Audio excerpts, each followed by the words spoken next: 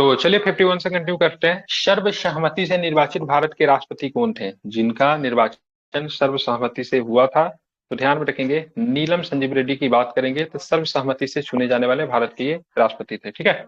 निम्न में से कौन भारत के प्रथम कार्यवाहक राष्ट्रपति बना? तो सबसे कार्यवाहक राष्ट्रपति की बात करेंगे तो बीडी जेट्टी, बीबी गिरी या फिर एम हिदायतुल्लाह फिर सी राजगोपालचारी।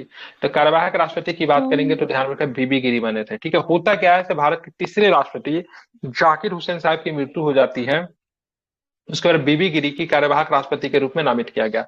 उसके बाद पुनः राष्ट्रपति पद के उम्मीदवार बनने पर एम हिदायतुल्लाह पुनः उनके राष्ट्रपति के पद के उम्मीदवार बनने पर एम हिदायतुल्लाह कार्यवाहक राष्ट्रपति बने। ठीक है। तो एम हिदायतुल्लाह की बात करेंगे तो कैसे राष्ट्रपति थे, जो कि सुप्रीम कोर्ट के मुख्य न्यायाधीश के तौर पर भी उन्होंने काम किया था।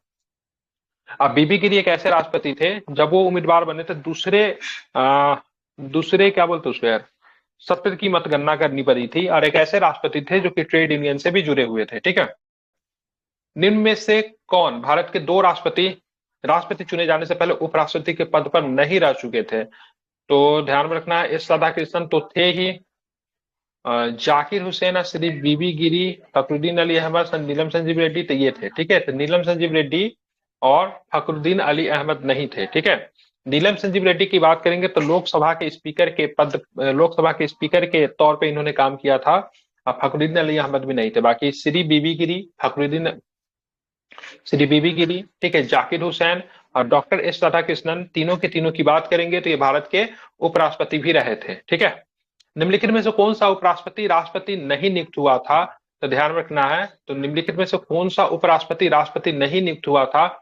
तो श्रीकांत। ठीक है। श्रीकांत जो थे देश के क्या थे, उपराष्ट्रपति थे, लेकिन ये कभी भी राष्ट्रपति नहीं बन पाए।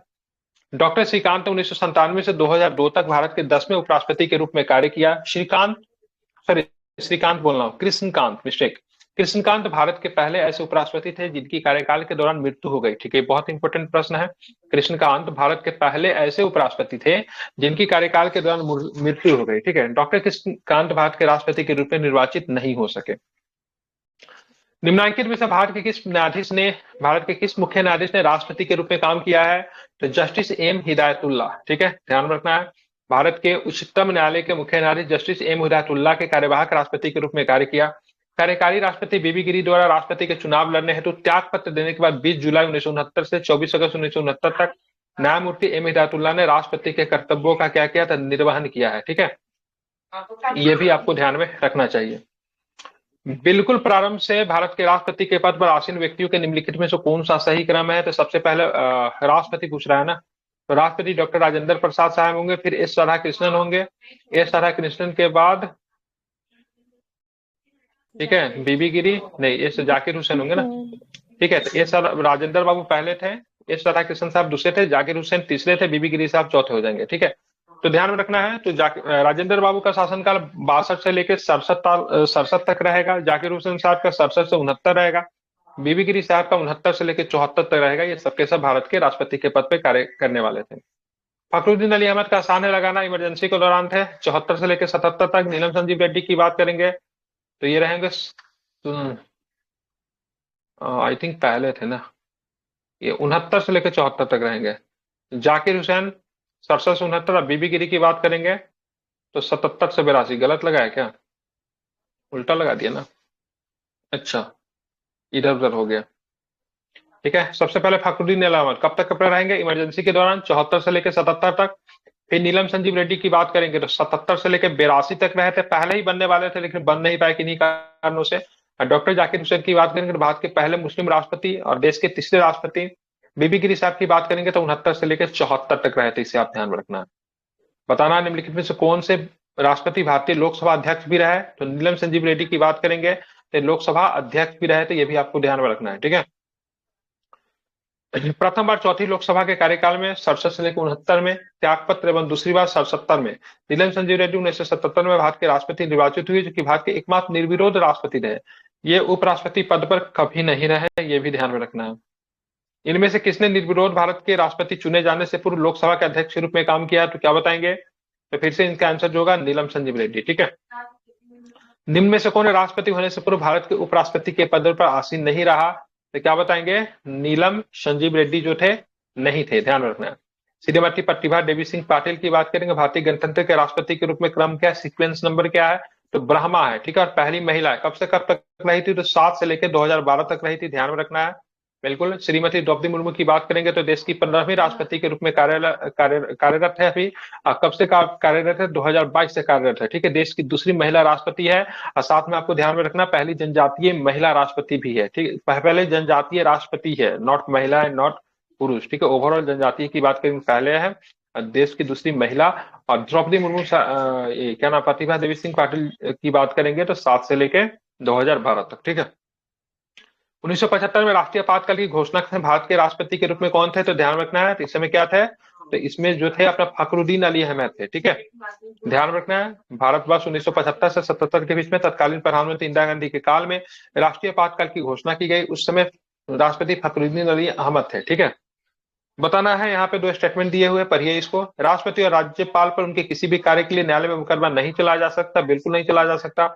राष्ट्रपति में महाभियोग चलाया जा सकता है, राज्यपालों को असंवैधानिक कृत्यों के करने पे पदच्युत किया जा सकता है। बताना कौन सा स्टेटमेंट सही, तो ध्यान में रखना है, दोनों के दोनों सही है, लेकिन व्याख्या नहीं करता, ठीक है। अपने पद पे रहते हुए राष्ट्रपति और राज्यपाल को, ठीक है, ध्यान रखना, उनके ऊपर मुकदमा नहीं चलाया जा सकता है। ध्यान में रखना है, क्रिमिनल मुकदमा नहीं चलता है, लेकिन सिविल मामलों में चलता है, जैसे तलाक के मामले हो गए, विवाह के मामले हो गए, ठीक है, जमीन से रिलेटेड कोई प्रॉब्लम है तो वो सब मुकदमा चलता है, ठीक है, ध्यान में रखना। जब राष्ट्रपति मृत्यु त्याग पत्र पदच्युत अन्य कारणों से अपने कर्तव्यों को नहीं निभा सके तो उपराष्ट्रपति कितने समय तक राष्ट्रपति के रूप में काम करेगा, तो 6 माह तक काम करेगा, ठीक है। 6 महीने के अंदर में क्या होगा, तो राष्ट्रपति का चुनाव आपको करवा लेना होगा, ठीक है, ध्यान में रखना है। अब बात करते हैं, आगे चलेंगे। तो यदि भारत के राष्ट्रपति को त्याग पत्र देने के समय या मृत्यु हो जाने समय उपराष्ट्रपति का पद भी खाली हो तो राष्ट्रपति के कार्यभार कौन संभालेगा, तो ठीक है, तो ध्यान रखेंगे, तो यहाँ पे भारत का मुख्य न्यायाधीश संभालेंगे, ठीक है, चीफ जस्टिस ऑफ इंडिया संभालेंगे, या फिर अगर किसी कारण से वो नहीं बन पाते हैं तो मुख्य न्यायाधीश, या फिर उनके उपस्थित अगर नहीं है तो न्यायालय के जो वरिष्ठ न्यायाधीश जो होंगे उनके कर्तव्यों का मतलब क्या करेंगे, पालन करेंगे, ठीक है। ऐसी स्थिति तब उत्पन्न हो गई थी, जब ध्यान में रखना है, जब राष्ट्रपति जाकिर हुसैन की मृत्यु पर बीबी गिरी बतौर राष्ट्रपति कार्य करने लगे, अब बीबी गिरी राष्ट्रपति पद के उम्मीदवार बने, तब जाके, ठीक है, न्यायाधीश एम हिदायतुल्लाह ने बतौर कार्यवाहक राष्ट्रपति के रूप में कार्य किया था, ये भी ध्यान में रखना। ये चीजें किसमें है, तो संविधान के अनुच्छेद 70 क्या कहता है, से प्राप्त शक्तियों का उपयोग संसद द्वारा राष्ट्रपति का अधिनियम 1969 में पारित किया गया। इस अधिनियम की धारा 3(1) के अनुसार यदि मृत्यु, त्याग पत्र तो हटाए जाने की स्थिति में राष्ट्रपति का पद रिक्त हो तो उपराष्ट्रपति भी उपलब्ध नहीं है तो उच्चतम न्यायालय के मुख्य न्यायाधीश इस पद पे कार्य रहेंगे। संविधान में नहीं दिया हुआ था, ठीक है, इसलिए बाद में 1969 में अधिनियम लाना पड़ा, ठीक है, अनुच्छेद 76 में इस अधिनियम को ऐड करना पड़ा क्योंकि ऐसी स्थिति 1969 में उत्पन्न हो गई थी, ठीक है। संविधान जो जिन्होंने बनाया वाकई में दूरदर्शी थे, लेकिन भविष्य में क्या होने वाला उतना भी वो नहीं देख पाए। तो मान लीजिए कि ऐसी स्थिति का जैसे उन्होंने बनाया था, ठीक है, राष्ट्रपति नहीं रहेंगे तो उपराष्ट्रपति पद को संभालेंगे, ठीक है। अब ऐसे कंडीशन में क्या हुआ, 1969 में क्या होता है ना, इनका देहांत हो जाता है जाकिर हुसैन साहब का, तो उपराष्ट्रपति बीबी गिरी साहब थे तो उन्होंने राष्ट्रपति के पद को संभाल लिया, ठीक है। अब राष्ट्रपति का चुनाव होना था तो बीबी गिरी चुनाव में चले गए, तो चुनाव में जाते हुए आप क्या करोगे, तो एज ए राष्ट्रपति के पद पे काम नहीं कर सकते, तो राष्ट्रपति का पद फिर खाली हो गया।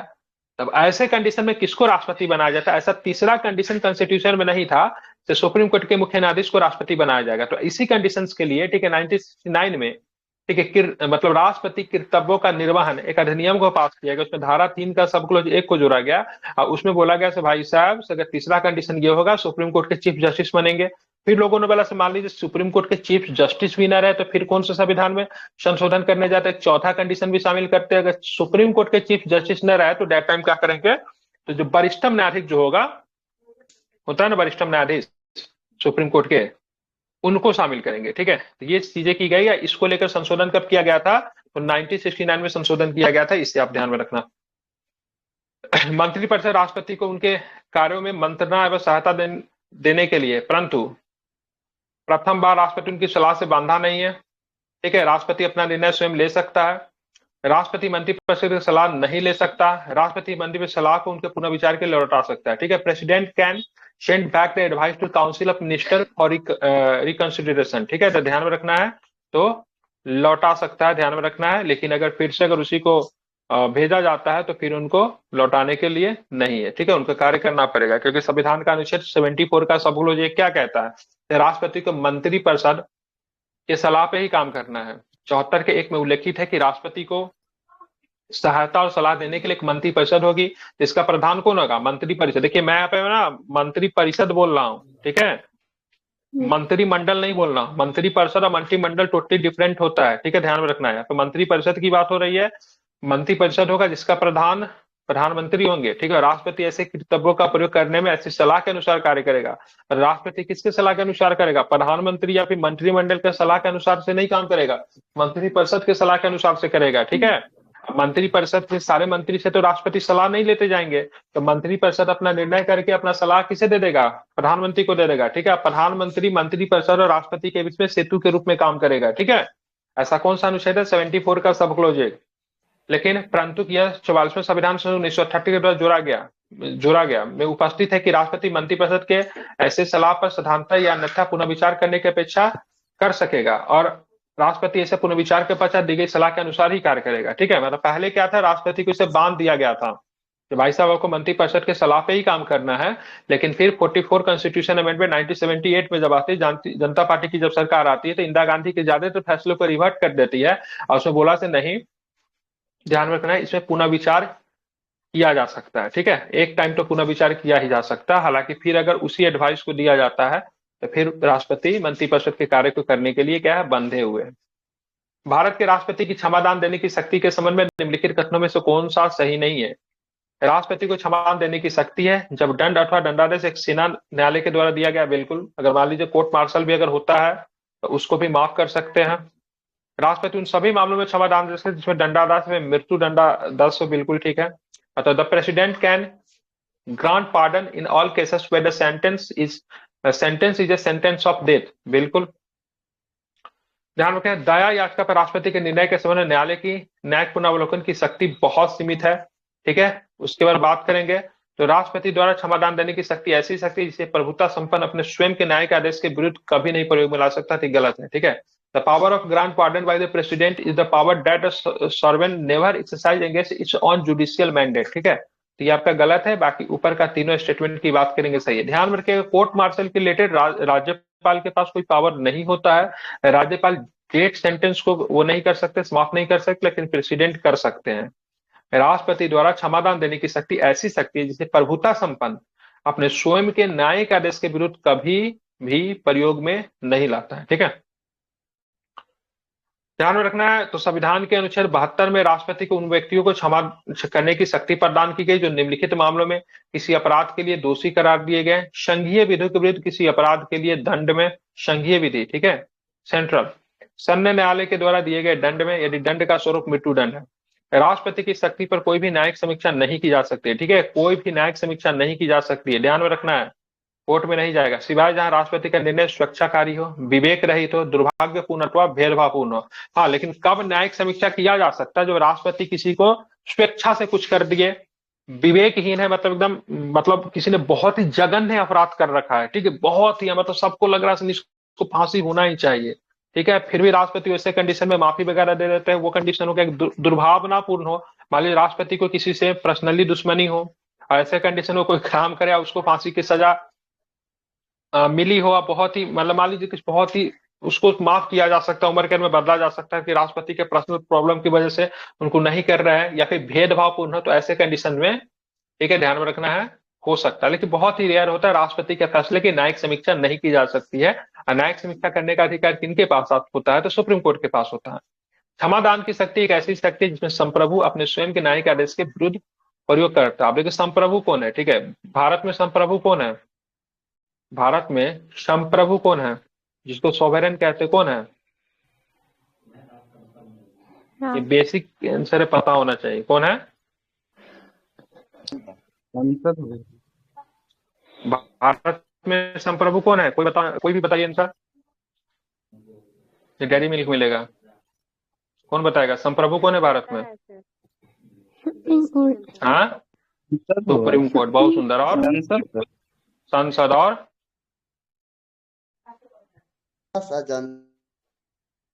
जनता। और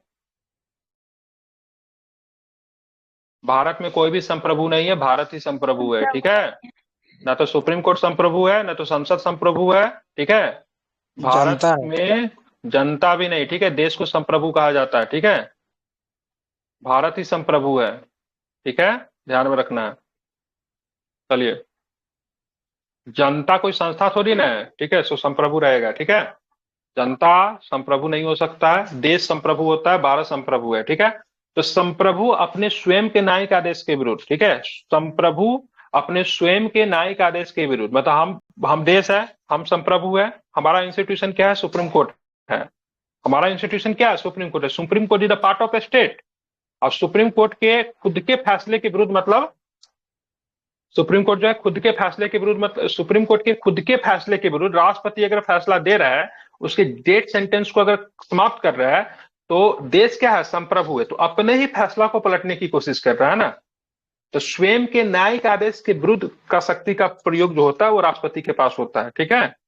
समझ रहा है ना। जैसे घर के ही लोग ने किसी पावर का प्रयोग किया, किसी तीसरे व्यक्ति ने उसी फैसलों को पलट दिया। तो ये समझने वाली बात थी। तो कभी बोले संप्रभु कौन है, तो हमारा देश ही संप्रभु है, भारत संप्रभु है, सुप्रीम कोर्ट भी संप्रभु नहीं है, ठीक है। और ध्यान में रखना है, अगर बात करेंगे तो साथ में ये भी ध्यान में रखना, संसद भी संप्रभु नहीं है, ठीक है। संसद कोई गलत कानून बनाती थी, क्या करते हैं, सुप्रीम कोर्ट में चले जाते हैं। सुप्रीम कोर्ट अगर कुछ, मतलब क्या करती है सुप्रीम कोर्ट, हमेशा देखना अपने मन से कुछ काम नहीं करती है, किसको, कॉन्स्टिट्यूशन के बीच में रहकर काम करे। संप्रभु कहने का मतलब है तो वो व्यक्ति जो कुछ भी कर सकता है, ठीक है, समझ रहे हैं ना, मनमौजी टाइप का।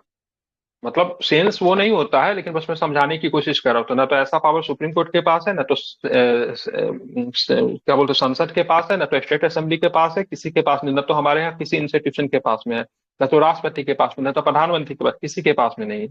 इस मामले में हमारा देश है, ठीक है, लेकिन वो भी विधि के द्वारा ही चलता है। राष्ट्रपति की क्षमा आदि की शक्ति कौन सी है, power of the president to grant pardon, क्या है, तो न्यायिक शक्ति है, जुडिशियल पावर है, लेजिस्लेटिव पावर है, एग्जीक्यूटिव पावर है, या फिर नन ऑफ दीज है। ध्यान में रखना उनका कौन सा पावर है, कौन सा पावर है, तो ध्यान में रखना उनका जुडिशियल पावर है, ठीक है। और राष्ट्रपति की क्षमा देने की शक्ति आर्टिकल्स कौन सा है, तो ध्यान में रखना आर्टिकल्स की बात करेंगे तो आर्टिकल 72 में है, ठीक है। तो संविधान के अनुच्छेद 72 में राष्ट्रपति की क्षमादान की शक्ति है, किस प्रकार की शक्ति है, तो जुडिशियल पावर है, न्यायिक शक्ति है, ठीक है। और 72 का सब क्लोज एक क्या कहता है, तो 72 के सब क्लोज एक के अनुसार राष्ट्रपति को किसी अपराध के लिए सिद्ध दोष ठहराए गए किसी व्यक्ति के दंड को क्षमा भी कर सकता है, प्रविलंबन भी कर सकता है, मतलब उसको छोटा कर सकते हैं, विराम कर सकते हैं, उसको रोक लगा सकते हैं, परिहार भी कर सकते हैं, मतलब उसके स्वरूप बदल सकते हैं, ठीक है, समझ रहे हैं ना। परिहार में क्या होता है, स्वरूप, आई थिंक स्वरूप बदलना होता है। विराम में होता है रोक देना होता है। परिलंबन में परिविलंबन में कहता है सर डेट वगैरह कुछ बढ़ा देना होता है, इसकी हिंदी मुझे नहीं समझ में आ रहा है। एक होता है दंडादेश के निलंबन का मतलब होता है रोक देना होता है। लघुकरण का मतलब होता है छोटा होना, एक में होता है छोटा करना होता है सजा के, एक में होता है तारीख को बढ़ा देना होता है, एक में होता है दंड के स्वरूप को बदल देना होता है, एक में होता है क्या होता है, माफी दे देना होता है, ठीक है। हाँ, राष्ट्रपति की क्षमा प्रदान करने की शक्ति में क्या सम्मिलित नहीं है, ठीक है। तो ध्यान रखें क्या सम्मिलित नहीं है, तो इसको आपको ध्यान में रखेंगे। तो इसमें डिटेंशन, ठीक है, और निरंतरता, ठीक है, ये नहीं है। क्षमा है जिसको पार्डन बोलते हैं, लघुकरण है, परिहार है, रिस्पाइट जिसको विराम बोलते हैं, और प्रविलंबन में 5 प्रकार के, ठीक है, ध्यान में रखना है, ठीक है। एक बार इसको याद कर लीजिए, रोक नहीं है और निरंतरता नहीं है, ठीक है। चलिए, बताना है भारत के राष्ट्रपति के पद से संबंधित निम्नलिखित में से कौन से कथन, ध्यान में रखना है, तो सही है। राष्ट्रपति को विशेष मामलों में किसी अपराधी को क्षमादान की शक्ति है। राष्ट्रपति अध्यादेश में प्रख्यापित तब भी कर सकता है जब संसद सत्र में हो, ये गलत है, ठीक है। अध्यादेश उस समय नहीं आएगा जब संसद मतलब क्या हो, सत्र में हो, ठीक है। सही पूछ रहा है ना, ये तो गलत हो गया। आपातकाल के दौरान राष्ट्रपति राज्यसभा को भंग कर सकता है, तो राज्यसभा कभी भी भंग नहीं होता, कंडीशंस कुछ भी हो। तो 2 और 3 गलत हो गया, तो सही चुना, तो 1 और 4 आपका क्या होगा, सही होगा, ठीक है। देखिए, अध्यादेश कब आती है, इम्पीचमेंट कब आती है, जब संसद सत्र में नहीं हो, ठीक है। जब संसद का कोई सत्र नहीं चल रहा हो, तब उस समय किसी विधि की आवश्यकता होती है, उसके लिए अध्यादेश है, ठीक है। अध्यादेश भी चलता फिरता टेम्पोररी विधि ही है, ठीक है। उसकी शक्ति जो होती है विधि के समान ही होती है, ठीक है। बस डिफरेंट यही होता है, उस समय सदन नहीं चल रहा होता, तो राष्ट्रपति के पास या फिर राज्यपाल के पास अधिकार है, तो एक तत्कालीन विधि का निर्माण कर सकती है। लेकिन जैसे ही सदन चलेगी, तो राष्ट्रपति के द्वारा जो विधि जो बनाया गया हो तत्कालीन विधि, वो सही है गलत है उस पर विचार होना स्वाभाविक है, क्योंकि विधि बनाने का अधिकार राष्ट्रपति के पास तो नहीं है। विधि बनाने के लिए भारत में क्या लॉ मेकिंग बॉडी है, लॉ मेकिंग बॉडी क्या स्टेट लेजिस्लेटिव सॉरी संसद हो गया लॉ मेकिंग बॉडी। तो संसद के पास जब पार्लियामेंट के पास जब लॉ बनाने का अधिकार है तो वही लॉ बनाएगी। तो जैसे ही सत्र शुरू होता है, जैसे ही सत्र शुरू होता है उस पर विचार होना शुरू होता है। ठीक है, ध्यान में रखना से गलत है कि सही है। अगर चाहे तो अध्यादेश में किसी प्रकार का परिवर्तन करके उसको रूप में अपना सकता है, या फिर अध्यादेश हूबहू उसको अपनाया जा सकता है, या फिर उसको समाप्त भी किया जा सकता है। लेकिन ध्यान में रखना सत्र शुरू की होने के बीच, सत्र में जब सेशन जब चल रहा है, ठीक है, तो वैसे कंडीशन में अध्यादेश नहीं आती है। संविधान के अनुच्छेद 72 के अंतर्गत राष्ट्रपति को किसी अपराधी को क्षमा दान करने की शक्ति है। ठीक है, ध्यान रखना है। आर्टिकल्स 1, 2, 3 की बात करेंगे तो इसमें क्या इम्पीचमेंट है। ठीक है, परंतु राष्ट्रपति को राज्य सूची के विषय पर संसद सत्र में अवस्था में शक्ति प्राप्त नहीं होती है। ठीक है, राज्य सूची के विषयों तथा संसद सत्र की अवस्था में शक्ति प्रदान नहीं होती है। अब राज्य सूची के विषय पे अगर कानून अगर बनाना है तो इसके लिए राज्यसभा है। स्टेट को रिप्रेजेंट कौन करता है? तो स्टेट को रिप्रेजेंट कौन करता है? तो राज्यसभा करता है कि नहीं करता है?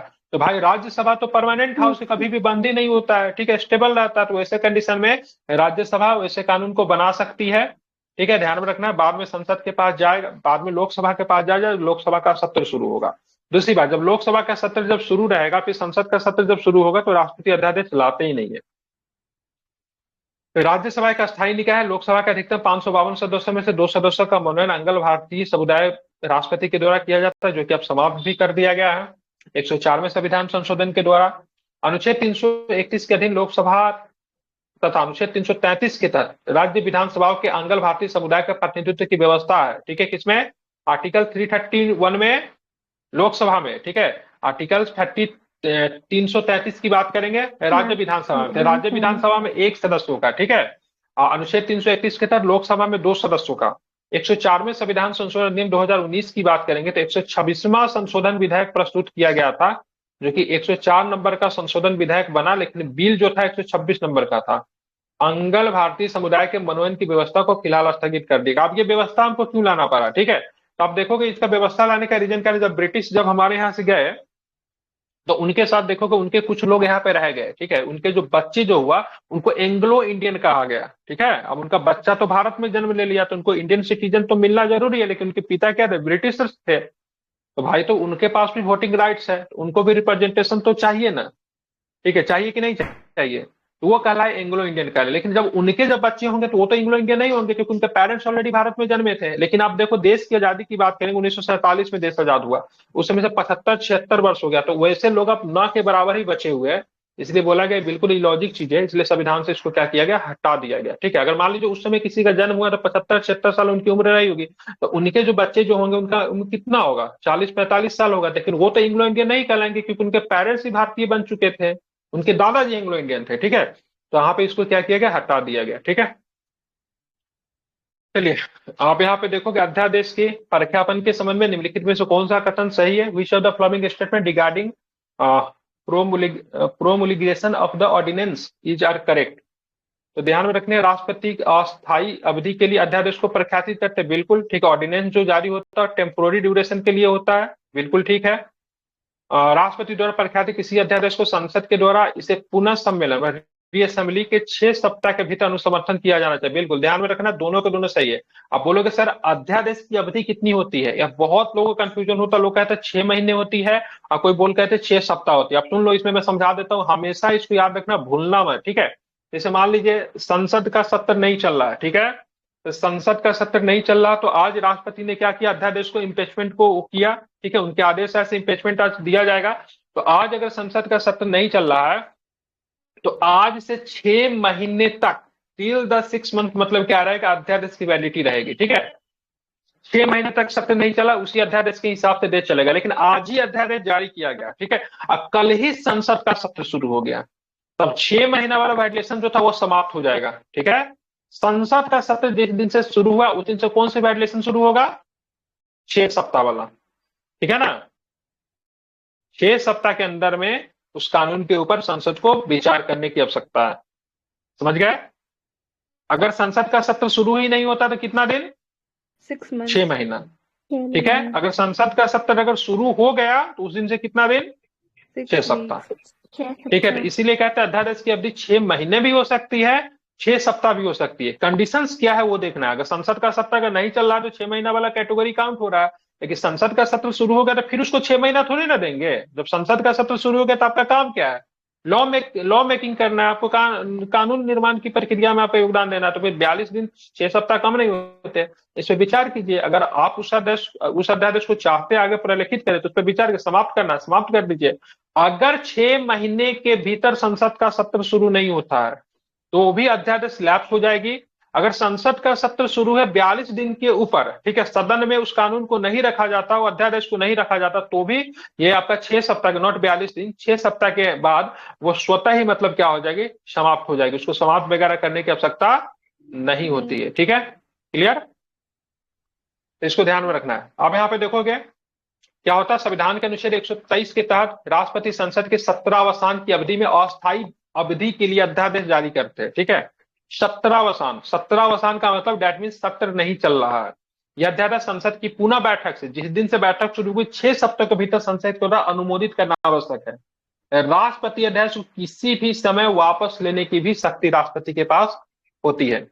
राष्ट्रपति द्वारा जारी एक अध्यादेश संसद के सत्र शुरू होने के बाद कितने समय तक रखा जाना चाहिए? तो 6 सप्ताह के भीतर। ठीक है, 6 सप्ताह। भारतीय संविधान में अध्यादेश जारी करने की शक्ति किसके पास है? तो राष्ट्रपति के पास भी कर सकते हैं, गवर्नर के पास भी कर सकते हैं। राष्ट्रपति के पास 123 है और गवर्नर के पास की बात करेंगे 213 है। ठीक है, तो 213 और 123 दोनों आर्टिकल्स को आपको याद रखना चाहिए। ठीक है, भारतीय संविधान में अध्यादेश जारी करने की शक्ति राष्ट्रपति के पास और गवर्नर दोनों के पास है। राष्ट्रपति का अध्यादेश निर्गत करने की शक्ति की बात करेंगे तो गवर्नमेंट ऑफ इंडिया एक्ट की बात करेंगे तो 1935 से मतलब क्या है, तो इसे प्रेरित है। इसको भी आपको ध्यान में रखना है।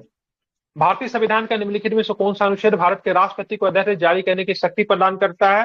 तो 123 करता है, ध्यान में रखना है। ठीक है, जब केंद्रीय मंत्रिमंडल ने वर्ष 2002 में चुनाव आधारों पर अध्यादेश में बिना किसी बदलाव के उसे राष्ट्रपति को वापस भेजा, तब राष्ट्रपति ने भारतीय संविधान के कौन से अनुच्छेद के अंतर्गत उसे अपनी सहमति दे दी?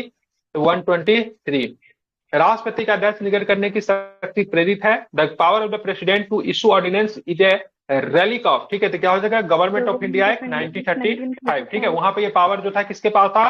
तो वायसराय के पास था। किसके पास था? वायसराय के साथ। वही पावर को ट्रांसफरेबल किसके लिए बनाया गया है? तो प्रेसिडेंट के लिए बनाया गया। ये आप ध्यान में रखना है।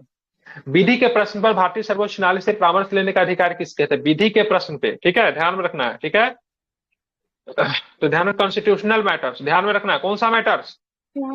हाँ, ध्यान में रखना, कॉन्स्टिट्यूशनल मैटर्स जब भी आएगा तब, ठीक है, राष्ट्रपति सर्वोच्च न्यायालय से, ठीक है, क्या करेंगे? परामर्श करेंगे। लेकिन कॉन्स्टिट्यूशनल मैटर्स होना चाहिए। अगर किसी अन्य कानूनी मैटर्स पे अगर राष्ट्रपति सर्वोच्च न्यायालय से अगर परामर्श ले रहा है, ठीक है, एडवाइस अगर ले रहे हैं, कंसल्ट अगर कर रहा है, तो राष्ट्रपति को एडवाइस देने के लिए सुप्रीम कोर्ट बाध्य नहीं है। समझिएगा इसको। सुप्रीम कोर्ट राष्ट्रपति को परामर्श देने के लिए बाध्य है भी और सुप्रीम कोर्ट राष्ट्रपति को परामर्श देने के लिए बाध्य नहीं भी है। अब दोनों में बात क्या आएगा? Supreme court was the highest body to explanation the Indian constitution. Supreme court से सर्वोपरि कोई नहीं है जो भारतीय संविधान को एक्सप्लेन कर सकता है।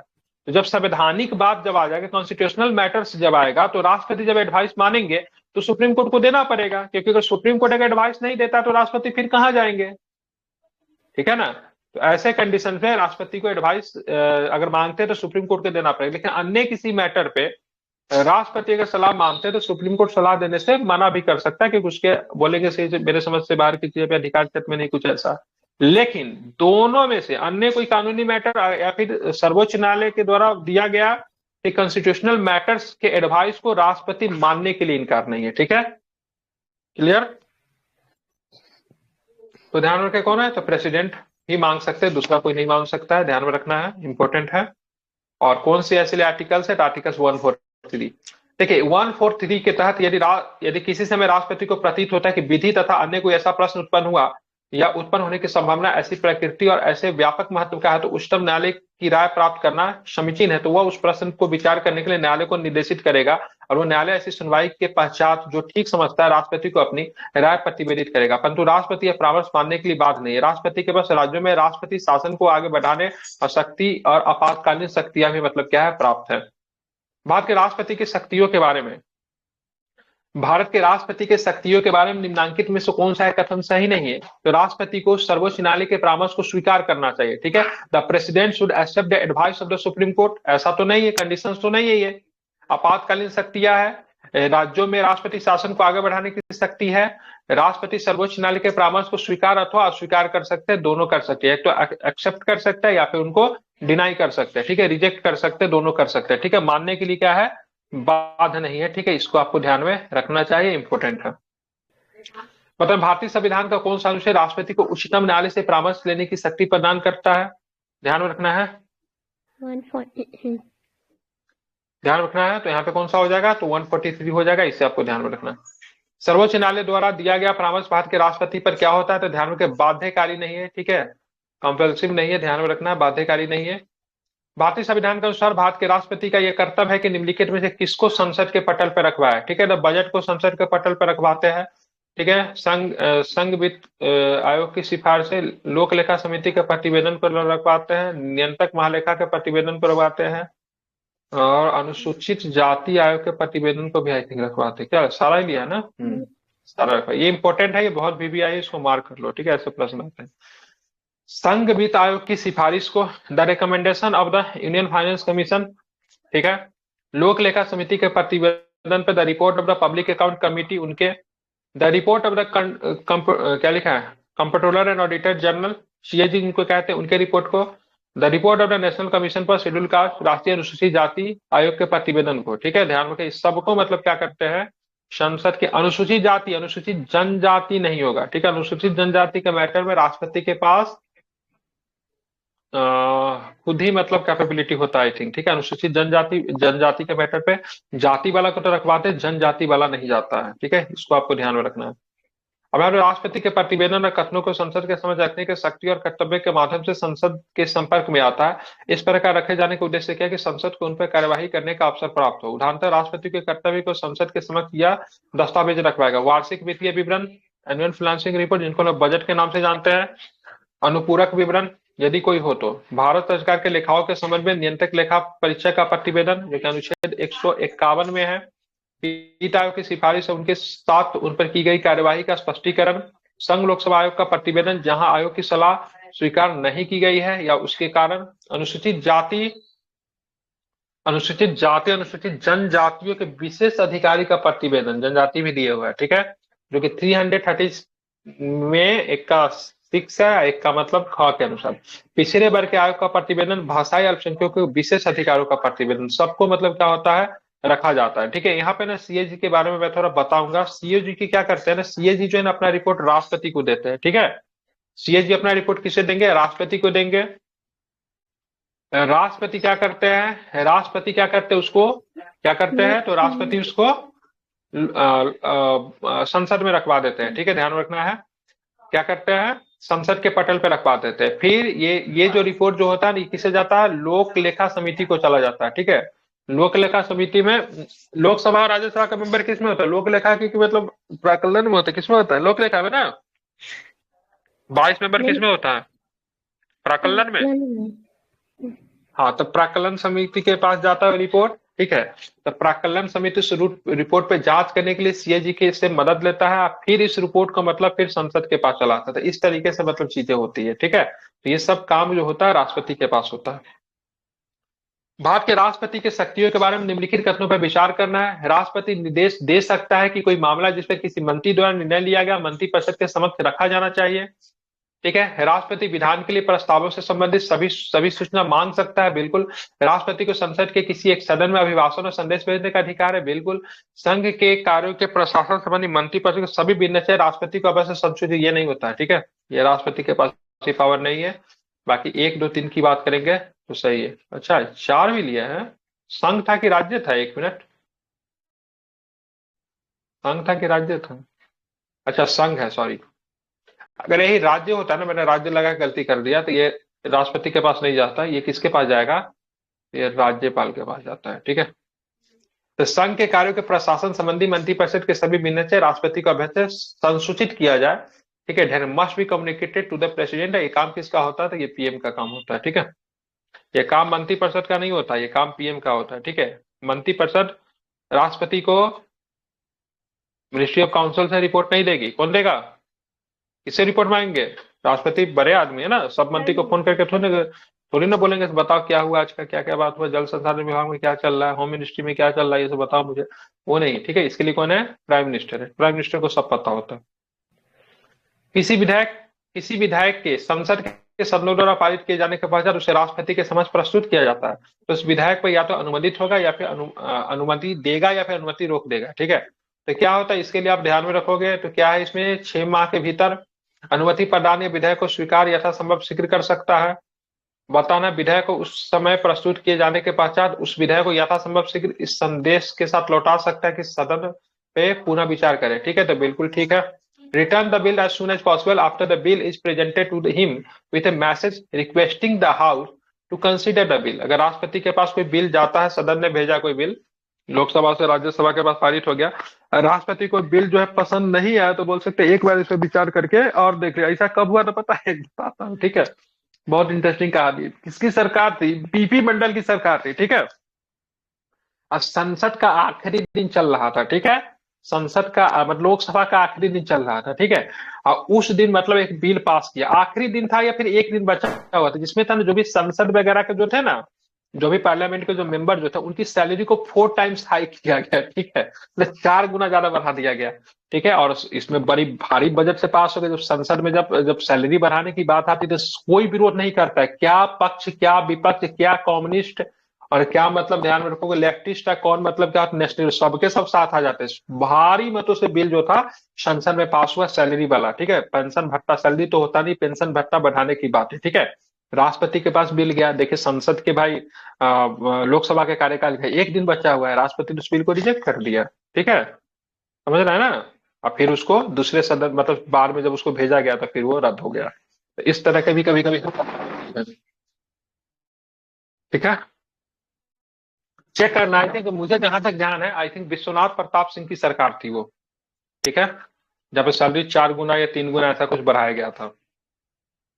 तो राष्ट्रपति के समय संसद के दोनों सदनों के द्वारा पारित विधेयक के प्रति 3 विकल्प हो सकते हैं। पहला क्या? स्वीकृति दे दे, कंसेंट। स्वीकृति देने हेतु विधेयक को रोक के रख ले, पुनः विचार हेतु सदन को वापस लौटा दे, ठीक है। राष्ट्रपति को यह अधिकार है कि उसके समय प्रस्तुत विधेयक को पुनः विचार के लिए पुनः लौटा भी सकता है, ठीक है, ध्यान में रखना। एक और भी स्पेशल पावर होता है जिसको कौन सा पॉकेट क्या बोलते हैं? पॉकेट वीटो बोलते हैं। क्या बोलते हैं उसको? तो उसको पॉकेट वीटो बोला जाता है, ठीक है।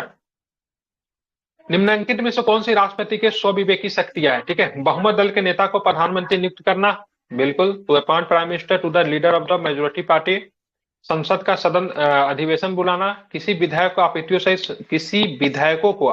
आपत्तियों सहित संसद को वापस भेज देना, ठीक है। तो बताना, या फिर अरे इतना सारा ऑप्शन, ओ माय गॉड। मंत्रिपरिषद के सदस्यों की नियुक्ति, राज्यपाल के भेजे गए विधेयक पर स्वीकृति देना, किसी विधेयक को रोक कर रखना, किसी विषय से संबंधित, ये क्या करना है इसको? अच्छा, बोल रहा है मतलब कौन कौन सही है इसका? 3 4, तो ये तो 4 तो सही है, ठीक है। मंत्रिपरिषद के सदस्यों की नियुक्ति की बात करेंगे। 3 6 है। किसी विधेयकों का आपत्तियों सहित संसद के वापस भेज देना, ठीक है, ये स्व विवेक है। 3 के बाद कौन सा लिया है? ठीक है, 6 है, सॉरी। 6 में क्या है? किसी विधेयक को रोक के रखना, डिटेन द बिल, बिल्कुल ठीक है। उसके बाद आप देखोगे तो 7 में क्या है? किसी विषय से संबंधित जानकारी के लिए प्रधानमंत्री से कहना, बिल्कुल। उसके बाद बात करेंगे किसी परामर्श और मंत्रिपरिषद से पुनः विचार हेतु करना, ये सब स्व विवेकी है, ठीक है। बात करेंगे राज्यपाल द्वारा भेजे गए विधेयक पर स्वीकृति देना, ये उनका स्व विवेक नहीं, वो नहीं आता है। बात करेंगे उसके बाद बहुमत दल, नॉट रेफर उसका होगा हाँ, गवर्नर क्या?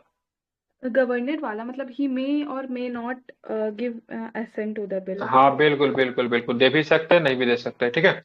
उसके बाद बात करेंगे बहुमत दल के नेता को प्रधानमंत्री के उनका ना ये स्व विवेक नहीं होता है, बहुमत दल के नेता ही प्रधानमंत्री बनता है। देखिए स्व विवेक यहाँ पे कहाँ पे प्रयोग होगा पता है? जैसे मान लीजिए कोई 2 पार्टी है, चुनाव लड़ी, ठीक है, अब ना तो उसको स्पष्ट बहुमत आया ना तो उसको स्पष्ट बहुमत हुआ, सरकार बनाने के लिए दोनों तैयार नहीं है, लेकिन देश में क्या होना चाहिए? सरकार तो बनेगा, तो वैसे कंडीशन में किसी एक पार्टी के नेता को स्वविवेक के प्रयोग करके उनको प्राइम मिनिस्टर बनने के लिए कह सकते हैं, सब बनिए, ठीक है, चलाइए सरकार, और 14 दिन 20 दिन जो भी समय देना उतने दिन में बहुमत प्रस्तुत कीजिए, ठीक है। जब स्पष्ट बहुमत नहीं मिलता है तो प्रधानमंत्री बनाने के लिए, ठीक है, राष्ट्रपति स्वविवेक का प्रयोग करते हैं।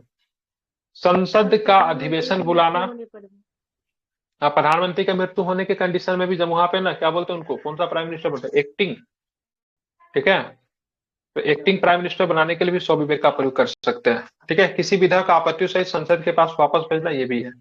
इस सबको ध्यान में रखना, ये राष्ट्रपति का क्या है, तो स्वविवेक पावर होता है। देखिए यहाँ पे दिया हुआ है, जब किसी दल या गठबंधन के पास स्पष्ट बहुमत न हो उस दशा में सरकार बनाने के राष्ट्रपति स्वविवेक का प्रयोग कर सकता है। किसी विधेयकों का आपत्तियों सहित संसद के पास वापस भेजना, किसी विधेयक को रोक के रखना, किसी विधेयक से संबंधित जानकारी के लिए प्रधानमंत्री को कहना, किसी परामर्श पर मंत्रिपरिषद से पुनः विचार हेतु कहना, संसद को संदेश भेजना, ये सब क्या है, उनका स्वविवेक है। राष्ट्रपति में से कौन सी राष्ट्रपति की स्वविवेक की शक्ति है, तो मंत्रिपरिषद की नियुक्ति तो नहीं है, क्योंकि इसमें वो बाध्य होता है, प्राइम मिनिस्टर जिसको कहता है उसी को बनाना पड़ता है। विधेयक को आपत्तियों सहित वापस भेजना, विधेयक को रोक के रखना, ठीक है, क्षमादान करना तो उनका जुडिशियल पावर है। संयुक्त अधिवेशन की अधिसूचना जारी करना, ये भी नहीं आएगा। संसद को संदेश भेजना, और साथ में तो ये कौन कौन हो गया इसमें, तो 1 2 एंड 4, 4 6, 1 2, एक में नहीं होगा, ठीक है, 2 वाला है, 3 वाला है, और साथ में 6 वाला है, 1 2 6, 1 3 और 6, ठीक है, ध्यान रखना है। क्षमा करना जुडिशली में आएगा, ध्यान में रखना है। चलिए आगे चलते हैं।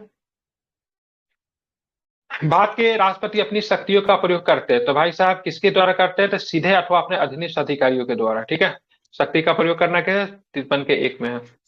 बात का निम्न में से कौन सी अभिव्यक्ति भारत के संविधान के अनुच्छेद 108 के अंतर्गत दोनों सदनों के संयुक्त अधिवेशन आहूत करने की सूचना के संबंध में उचित है, ठीक है। तो ध्यान रखना क्या होता है, इंटेंशन ऑफ प्रेसिडेंट, राष्ट्रपति का आशय है, ठीक है।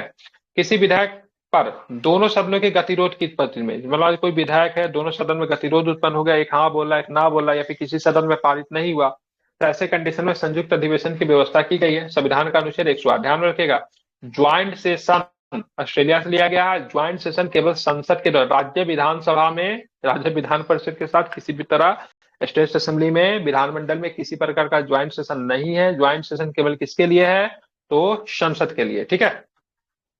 राष्ट्रपति विधेयक पर विचार विमर्श करने और मत देने के प्रयोजन के लिए सदनों के संयुक्त बैठक में अधिसूचित होने के लिए आहूत करने के लिए आशय की सूचना भी दे सकता है। लोकसभा तथा राज्यसभा की संयुक्त बैठक किसके द्वारा आहूत की जाती है, तो ध्यान रखकर, तो संयुक्त बैठक की आहूत की बात करेंगे, समन किसके, मतलब बुलाया, आहूत करने का मतलब बुलाया किसके द्वारा जाता है, तो ध्यान में रखना है संसद के द्वारा।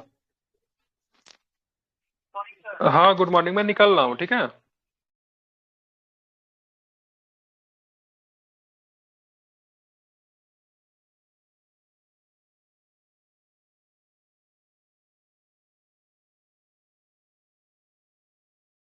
दिख रहा है, चलिए। अब यहाँ पे देखिए, निम्नलिखित में से कौन सा कथन भारत के राष्ट्रपति के लिए सही है। भारत का राष्ट्रपति संसद के दोनों सदनों को संबोधित कर सकता है, संसद के दोनों सदनों का आह्वान कर सकता है, संसद के किसी सदन को संदेश भेज सकता है, तो ठीक ही है। संसद के सदनों का आह्वान कर सकता है परंतु किसी भी सदन में संदेश नहीं भेज सकता, गलत है। संसद के किसी भी सदन को संदेश भेज सकता है परंतु आह्वान नहीं कर सकता, ये भी गलत है। संसद के किसी सदन को न तो संदेश भेज सकता, नहीं आह्वान कर सकता, ये भी गलत है। तो पहला वाला ऑप्शन की बात करेंगे ही आपका सही है, ठीक है। अब राष्ट्रपति का अभिभाषण कौन तैयार करता है, केंद्रीय मंत्रिमंडल, मंत्रिपरिषद। मंत्रिपरिषद, ठीक है। यदि सत्र का 17वां हो गया तो इसे आहूत करने की कौन अधिकृत है, तो ध्यान में रखना है प्रेसिडेंट, ठीक है। Who authorised to call the parliament if the house is propagated, ठीक है। अगर आहूत का मतलब शुरुआत करना, अगर सदन अगर समाप्त अगर हो गया हो, सदन समाप्त नहीं होता है, क्या बोलते हैं उसको यार, 17वां कहते हैं, ठीक है, प्रोपगेटेड कहते हैं, तो फिर राष्ट्रपति शुरू करेंगे। राष्ट्रपति का अभिभाषण से शुरू होता है। जैसे क्या होता है घर में, क्या होता है गार्जियन क्या होता है, जब भी कुछ काम शुरू करने वाला हो तो सबसे बड़ा व्यक्ति को पहले शुरू कीजिए, फिर बड़ा व्यक्ति जाता है तो थोड़ा सा कुछ लेक्चर वगैरह देते हैं, बताते हैं चीजों को, फिर मतलब सारी चीजें शुरू होती है। तो इनमें से कौन सी शक्ति है जो राष्ट्रपति को प्राप्त है परंतु राज्यपाल को नहीं है, ठीक है। तो ध्यान रखना है कौन सी शक्ति है, तो मिलिट्री सैन्य शक्ति की बात करेंगे, राष्ट्रपति के पास तो है लेकिन राज्यपाल के पास नहीं है, ठीक है, ध्यान में रखना है। बताना है राज्य के गवर्नर एक विधायक राष्ट्रपति के विस्तार आरक्षित किया जाता है। ये बहुत इंपॉर्टेंट क्वेश्चन स्टेट पीसीएस में आते हैं गवर्नर को लेकर, ठीक है। तो विधायक पर अपनी अनुमति दे सकता है, बिल्कुल विधायक पर अपनी अनुमति रोक सकता है, ठीक है। विधायक पर वीटो कर सकता है।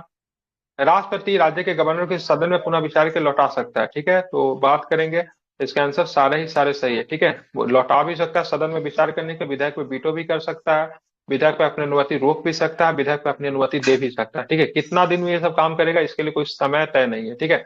अब ये सोल्यूशन इसको पढ़ना बहुत जरूरी है।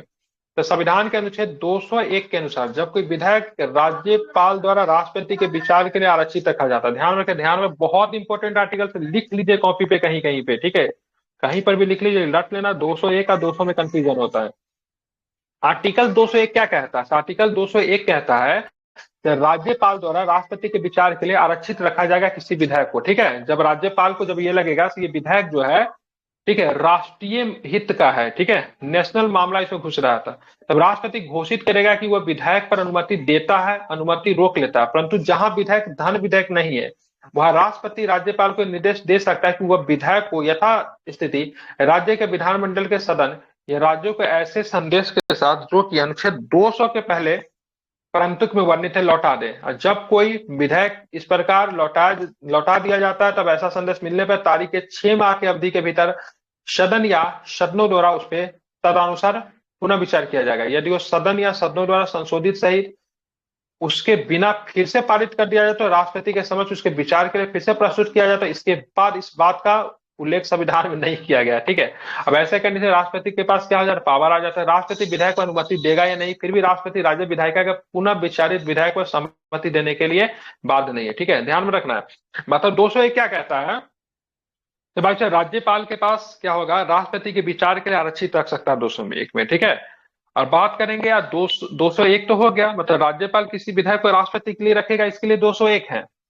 अब यहाँ पे क्या है, अब उसके बाद है राज्य के विधानमंडल के सदन या सदनों को ऐसे संदेश के साथ जो अनुच्छेद 200 के पहले परंतुक में वर्णित लौटा दिया। जब कोई विधायक इस प्रकार लौटा दिया जाता तब ऐसा संदेश मिलने की तारीख के 6 माह के भीतर सदन या सदनों द्वारा उस पर तदनुसार पुनः विचार किया जाएगा। 6 महीने के अंदर में यदि वह सदनों को संशोधित करके उसके बिना फिर से पारित कर दिया जाता है तो राष्ट्रपति के समक्ष उसके विचार से प्रस्तुत किया जाएगा। तो यहाँ पे राष्ट्रपति उस पर फिर से अनुमति देंगे कि नहीं देंगे, इसके लिए संविधान में कोई चर्चा नहीं है, ठीक है। तो राष्ट्रपति उसको रोक के भी रख सकते हैं। लेकिन मान लीजिए संघीय मंत्रिपरिषद, सेंट्रल की बात कर रहा हूं, एक बार किसी विधायक को राष्ट्रपति के पास भेजे, राष्ट्रपति ने उसे लौटा दिया, फिर सदन ने विचार किया, फिर दोबारा अगर भेजता है तो राष्ट्रपति मानने के लिए बाध्य है। लेकिन स्टेट असेंबली के संदर्भ में इस तरह की किसी भी प्रकार की कोई भी बात नहीं है, समझ रहा है ना, इसको ध्यान में रखिएगा। तो आर्टिकल्स 200 के तहत लौटा देते हैं और 201 के तहत क्या होता है, तो राज्यपाल विधायक को राष्ट्रपति के लिए सुरक्षित रख लेता है, ठीक है। हाँ, एक बार क्या इसमें फिर से समझना है, मैंने यही बोला 201 के तहत राज्यपाल, अगर राज्यपाल को लगेगा कि ये विधायक जो है राष्ट्रीय हित का है, हाई कोर्ट के पावर को कम किया गया है या फिर कुछ संघीय सब्जेक्ट का है, ठीक है, सब्जेक्ट रिलेट टू फेडरल, ठीक है, संघीय मामलों के कोई प्रश्न रहेंगे जिसपे संघ को निर्णय लेना चाहिए, तो ऐसे विधायक को राज्यपाल राष्ट्रपति के लिए रोक के रखेगा, ठीक है। तो राष्ट्रपति के पास विधायक रोक के गया तो राष्ट्रपति उस पर क्या करेगा, अपना वही सारा पावर करेगा, अनुमति देगा, नहीं देगा, रोक लेगा, ठीक है। लेकिन मान लीजिए राष्ट्रपति उस विधायक को लौटा दिया, तो लौटाने के लिए आर्टिकल 200 का प्रयोग होता है, ठीक है। रिटर्न जो करेगा उसके लिए आर्टिकल 200 है। उसमें राष्ट्रपति जब रिटर्न कर दिया, सदन के पास विचार करने के लिए इस विधायक पे फिर से विचार करो, राज्यपाल के पास गया, राज्यपाल ने सदन को लौटा दिया, तो 6 महीना के अंदर में सदन को विचार करना पड़ेगा। और सदन ने, ठीक है, उस विधायक को फिर उसी रूप में प्रस्तुत किया या फिर संशोधन के साथ फिर राज्यपाल के पास गया, राज्यपाल ने फिर राष्ट्रपति के पास भेजा, तो ऐसे कंडीशंस में राष्ट्रपति उस विधायक को अनुमति देंगे या फिर नहीं देंगे, इसके लिए राष्ट्रपति बाध्य नहीं है, क्योंकि संविधान में दोबारा विधायक जब जाएगा राष्ट्रपति के पास तो इसके बारे में किसी प्रकार का कोई चर्चा ही नहीं किया हुआ है। लेकिन फिर भी राष्ट्रपति उस विधायक को अनुमति देने के लिए बाध्य नहीं है। लेकिन संघीय मंत्री सेंट्रल संसद के संबंध में क्या होता है, एक बार संसद राष्ट्रपति के पास दिया, संसद ने उसे लौटा दिया, तो विचार करो इस पे, फिर सदन ने विचार करके या फिर उसी रूप में जब राष्ट्रपति को भेजते हैं तो वैसे कंडीशन में संसद के मामलों में राष्ट्रपति बाध्य होते हैं, लेकिन स्टेट असेंबली के मामले में राष्ट्रपति बाध्य नहीं होते हैं। चलिए, बताना है, राष्ट्रपति मंत्रिपरिषद की सलाह पर राज्यसभा के 12 सदस्यों को नामांकित करते हैं, नॉमिनेट करते हैं। सही है। राष्ट्रपति के पास संवैधानिक निकायों के अध्यक्ष सदस्यों को नियुक्त करने और पद से हटाने की शक्ति है। ठीक है, तो बताना कौन सा स्टेटमेंट सही है, तो ध्यान में रखना है। तो दोनों सही है। अनुच्छेद 80 क्या कहता है, संविधान का अनुच्छेद 80 कहता है राष्ट्रपति मंत्रिपरिषद की सलाह पर साहित्य, विज्ञान, कला एवं समाज के क्षेत्र में ख्याति प्राप्त 12 सदस्यों के राज्यसभा मनोनीत करते हैं। राष्ट्रपति के पास संवैधानिक निकायों के अध्यक्ष सदस्यों को नियुक्त करने और पद से हटाने की परम शक्ति है, क्योंकि भारत की संसदीय शासन व्यवस्था को परम अपनाया शक्ति गया। नहीं है, परम शक्ति नहीं है। सॉरी, परम शक्ति नहीं है, मिस्टेक, परम शक्ति नहीं होता, सॉरी मिस्टेक। ठीक है, जिसमें राष्ट्रपति नाम मात्र का प्रधान होता है तथा वास्तविक शक्ति किसके पास होती है, मंत्रिपरिषद के पास होती है, जो कि लेड बाय प्राइम मिनिस्टर होता है। मंत्रिपरिषद के परामर्श से राष्ट्रपति अपने कार्यों को निर्वहन करता है। ठीक है, मतलब नियुक्ति करने के लिए भी मंत्रिपरिषद है, ठीक है, हटाने के लिए भी है। ठीक है, ध्यान में रखना है, केवल इसमें राष्ट्रपति की भूमिका होगी, लेकिन गाइडलाइंस कहीं और से होगा। भारत के राज्यसभा के लिए 12 सदस्यों का मनोनयन कौन करता है, तो ध्यान में राष्ट्रपति करते हैं। बताना है, राष्ट्रपति द्वारा राज्यसभा के लिए कितने सदस्यों का मनोनयन करते हैं, 12 सदस्यों का। बताना है, राज्यसभा के 12 सदस्यों के मनोनयन के संबंध में निम्नलिखित में से कौन सा कथन है, इनको साहित्य एवं समाज सेवा के क्षेत्र में विशेष ज्ञान अथवा व्यवहारिक अनुभव प्राप्त होना चाहिए, इनको विज्ञान एवं कला के क्षेत्र में विशेष ज्ञान तथा व्यवहारिक अनुभव प्राप्त होना चाहिए। तो दोनों के दोनों स्टेटमेंट की बात करेंगे, आपका क्या है, सही है। ठीक है, बता, धन बिल के लिए, जिसको मनी बिल के लिए किसकी पूर्व स्वीकृति है, तो भाई मनी बिल आएंगे तो भारत के राष्ट्रपति की पूर्व स्वीकृति के बाद ही लोकसभा में या फिर निम्न सदन में प्रस्तुत किया जाएगा। स्टेट की बात करेंगे तो राज्यपाल की अनुमति से। भारतीय संविधान भारत के राष्ट्रपति को अधिकार नहीं देता प्रधानमंत्री की नियुक्ति का, राज्यों के मुख्यमंत्री की नियुक्ति का अधिकार नहीं देता। Appoint the chief minister of state का किसके पास होता है, तो गवर्नर के पास होता है। ठीक है, 164 का सब क्लोज 1। ठीक है, राज्यपाल बहुमत दल के नेता को मुख्यमंत्री के नियुक्त करते हैं, अनुच्छेद 164 का 1। ठीक है, राज्यपाल के पास। भारत के राष्ट्रपति को अधिकार नहीं प्राप्त है कि वो पार्डन करे, बिल्कुल, उच्चतम न्यायालय के न्यायाधीश को हटाए। ठीक है, उच्चतम न्यायालय के न्यायाधीश को हटाने के लिए राष्ट्रपति के पास पावर नहीं है। ठीक है, उसके लिए एक प्रक्रिया होता है। ठीक है, मतलब साबित कदाचार, ध्यान रखना क्या होता है, साबित कदाचार या समर्थता के आधार पर उसे हटा सकता है, ऐसे नहीं कि जब मन करे तब हटा दे। ठीक है, ध्यान रखना है, मतलब साबित कदाचार होगा तभी उसको हटा सकते हैं, ऐसे नहीं हटाएंगे।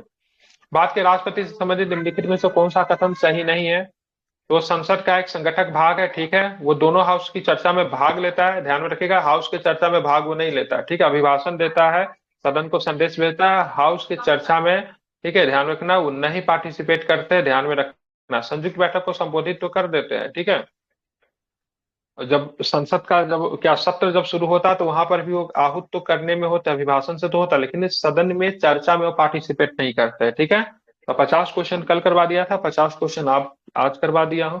रात में देखते हैं, अगर समय से आ गए तो फिर कुछ करवा देंगे। ठीक है, मैंने आज का वर्क दिया था प्लेसेस इन न्यूज को पढ़ने के लिए। ठीक है, ग्रुप में पीडीएफ डाला हुआ, जाओ प्रिंट आउट निकालो उसको आप लोग और उसको पढ़ कर रखना। ठीक है, मैं होगा तो रात में उसी को पूछ लूंगा सभी लोगों से। ठीक है, सब लोग ध्यान से, ज्यादा नहीं है, 50 पेज का है, अच्छे से, अब बहुत घना नहीं है, बहुत कम है। अगर उसको सही से अगर कॉपी पे लिखा जाए 10-15 पेज मैक्सिमम होगा। ठीक है, प्रिंट आउट करके मैप है, पढ़ लेना, 3 से 4 नंबर आ जाएंगे एग्जाम में। ठीक है, तो ध्यान में सभी लोग उसको पढ़ के जरूर रखिएगा। ठीक है।